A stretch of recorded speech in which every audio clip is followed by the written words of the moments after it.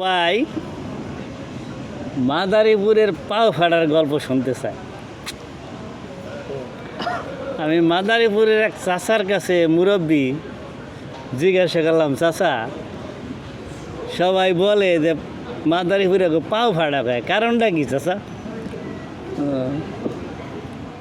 পরে এক মুরব্বী চাচা বলল, আগে যখন ইটালিতে লোক আসতো তখন মানুষ কাজ কাম কম করতো বাবা।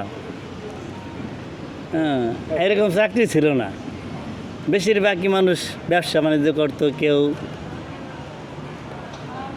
ফুল ব্যস্ত, কেউ সিগারেট ব্যস্ত, কেউ আর একটা বলা যাবে না। হ্যাঁ, কিন্তু চাচাই বললো, চাচা শোনো, সবাই ব্যবসা করতো, কিন্তু ওই কেউ ছাতি ব্যস্ত, যখন বাসায় থাকতো দেখা যায় ব্যবসায়ী তো করতো বেশিরভাগ। যারা ছাতি বিক্রি করতো এরা বাসায় ঘুমাইতো দরজা খুললে পাও বাহিরে দিয়ে। হ্যাঁ,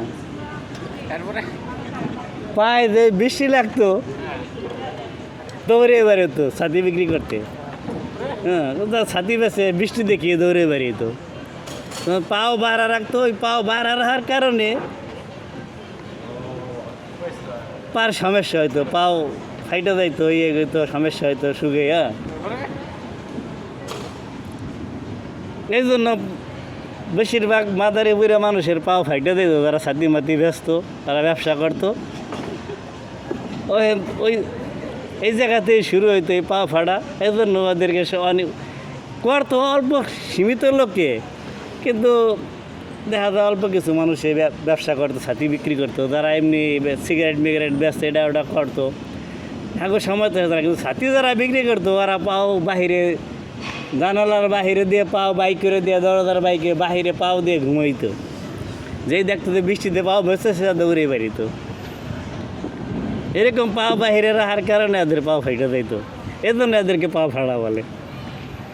হ্যাঁ, এই বাস।